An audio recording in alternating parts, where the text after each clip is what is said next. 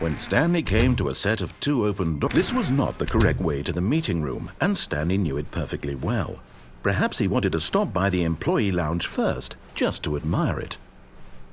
Ah, yes, truly a room worth admiring. But eager to get back to business, Stanley took the first open door on his left. Stanley was so bad at following directions, it's incredible he wasn't fired years ago. Look, Stanley, I think perhaps we've gotten off on the wrong foot here. I'm not your enemy, really, I'm not.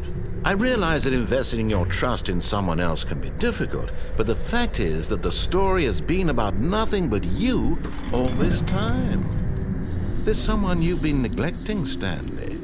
Someone you've forgotten about. Please, stop trying to make every decision by yourself. Now, I'm not asking for... This is it, Stanley. Your chance to redeem yourself, to put your work aside, to let her back into your life. She's been waiting. That's her, Stanley.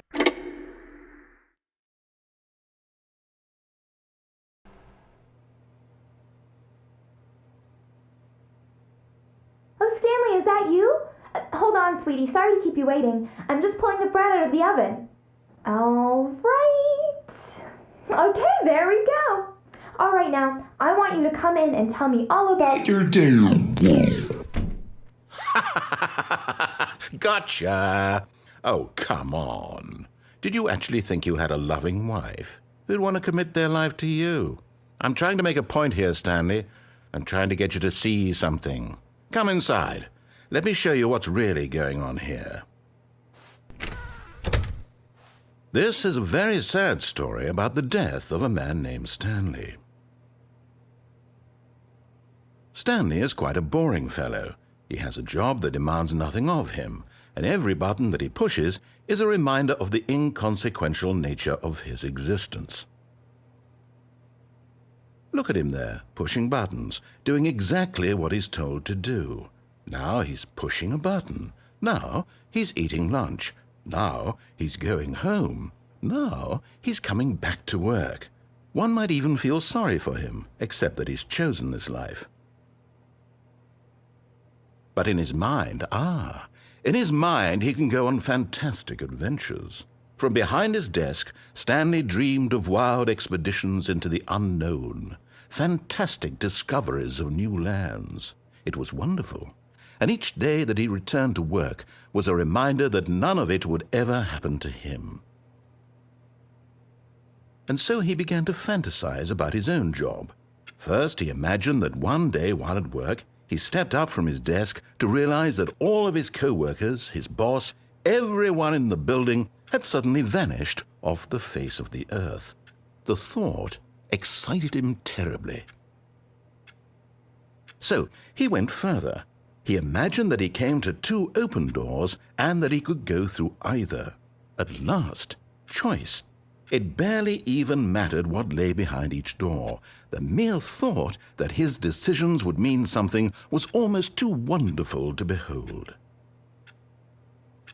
As he wandered through this fantasy world, he began to fill it with many possible paths and destinations. Down one path lay an enormous round room with monitors and mind controls.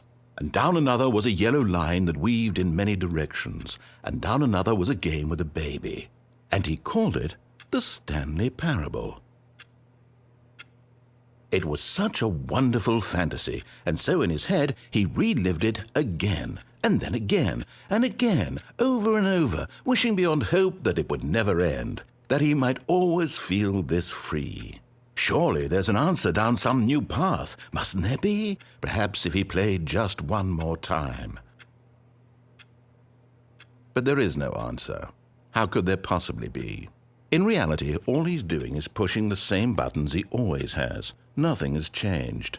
The longer he spends here, the more invested he gets, the more he forgets which life is the real one.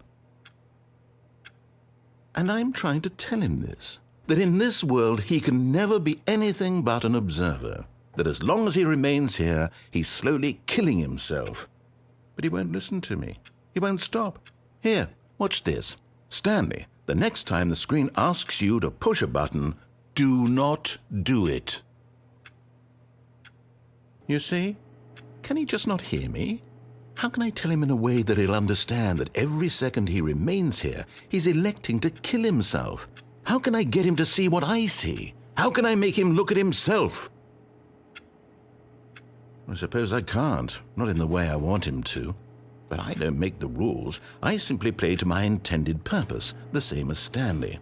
We're not so different, I suppose. I'll try once more to convey all this to him. I'm compelled to. I must. Perhaps, well, maybe this time he'll see. Maybe this time. And I tried again, and Stanley pushed a button. And I tried again, and Stanley pushed a button. And I tried.